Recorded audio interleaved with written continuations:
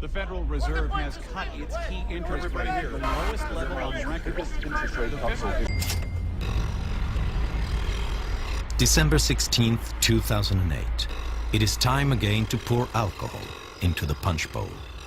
The Federal Reserve reduces interest rates to practically zero to restore investor confidence. Other central banks do the same. Hey, have no credit? Don't worry about it. Just sign on a dotted line.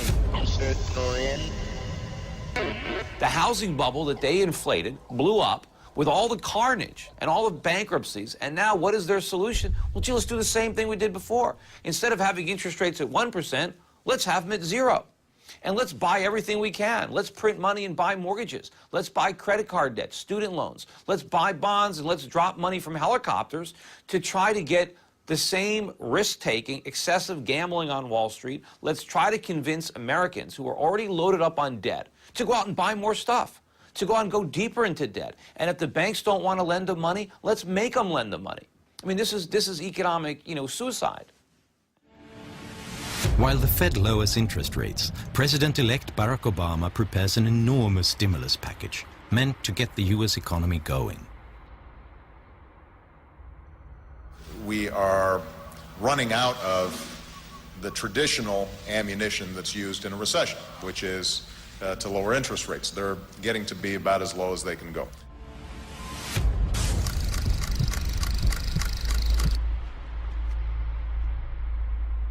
The American Recovery and Reinvestment Act that I will sign today, a plan that meets the principles I laid out in January, is the most sweeping economic recovery package in our history. On February 7th, 2009, Obama approves a stimulus package worth $787 billion. With the Bush stimulus package from the year before, U.S. politicians have now spent close to $1 trillion to stimulate the U.S. economy.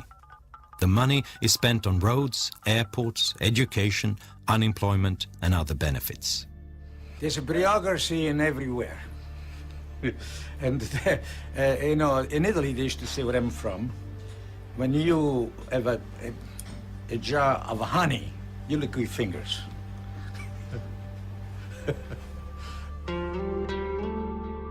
The town of Union is located a few hours from the Canadian border. This is where the computer company IBM got its start and grew to be the biggest in the world. The factories are now empty, but the town has acquired a small town rhythm. So there was surprise when $600,000 from the stimulus package arrived to combat homelessness. On occasion, our police officers may run across someone and they try to, take the person to an area where the individual can get some shelter and get something to eat. But it's not a problem here. This is Rodeo Drive in Beverly Hills, probably the world's most famous upscale shopping district. It was here, for example, that Julia Roberts went shopping in Pretty Woman. Stimulus money has made its way here as well. These streets are to be repaved to the tune of $1 million. Sure, there are potholes in the asphalt, but is this really the economy that needs to be stimulated? We had a $787 billion stimulus bill, but only about 1/3 of it was truly stimulus. By that I mean timely, targeted, and temporary. The other 2/3 were things that people wanted to do, had been wanting to do for a long time, but they didn't want to have to pay for it. They wanted to do it as part of emergency legislation and charge it to the national credit card. The Johnstown, Pennsylvania airport has 3 scheduled flights a day. Other than that, it's quite empty.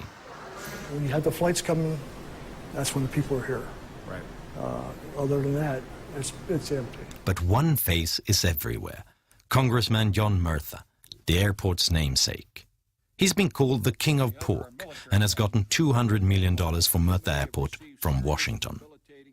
Earlier this year, the airport got a new source of revenue, $800,000 from the stimulus package to repave this backup landing strip.